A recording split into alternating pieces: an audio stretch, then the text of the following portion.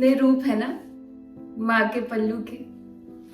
ये गरम बर्तन को चूल्हे से हटाते समय पकड़ने में काम आता था।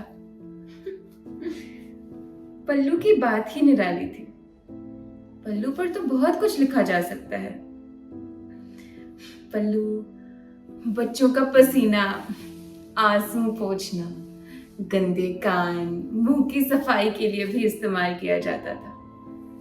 और माँ इसको अपना हाथ पोंछने के लिए तौलिए के रूप में भी इस्तेमाल कर लेती थी।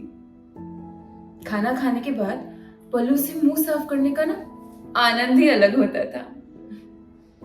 और कभी आंखों में दर्द होने पर माँ अपने पल्लू को यूं गोल बनाकर फूंक मारकर गर्म करके आंख में लगा देती थी। दर्द उसी समय गायब हो जाता था। माँ की गोद में सोने वालों बच्चों के लिए उसकी गोद गद्दा और उसका पल्लू चादर का काम करती थी। और जब भी कोई अनजान घर पर आता तो बच्चा उसको माँ के पल्लू की ओट लेकर देखता था। जब भी बच्चे को किसी बात पर शर्म आती वो पल्लू से अपना मुंह ढककर छुप जाता था। जब बच्चों को बाहर जाना होता तो माँ का पल्लू एक मार्गदर्शक भी बन जाता था। जब तक बच्चे ने हाथ में पल्लू थाम रखा होता तो सारी कायनात उसकी मुट्ठी में होती थी। और जब मौसम ठंडा होता था माँ उसको अपने चारों ओर लपेटकर ठंड से बचाने की कोशिश करती। और जब बारिश होती तो माँ अपने पल्लू में ढांक लेती।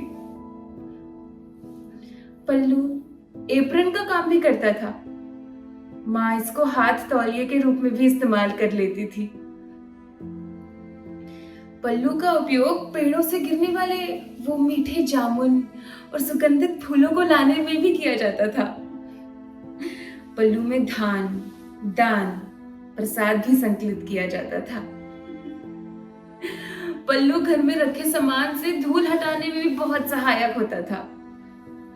और कभी कोई वस्तु खो जाए तो एकदम से पल्लू में गांठ लगाकर निश्चिंत हो जाना कि जल्द मिल जाएगी। पल्लू में गांठ लगाकर माँ एक चलता फिरता बैंक या तिजोरी रखती थी। और अगर सब कुछ ठीक रहा तो कभी कभी उस बैंक में से कुछ पैसे भी मिल जाते थे। मुझे नहीं लगता कि विज्ञान पल्लू का विकल्प ढूंढ पाया है। माँ का पल्लू कुछ और नहीं बल्कि एक जादुई एहसास है।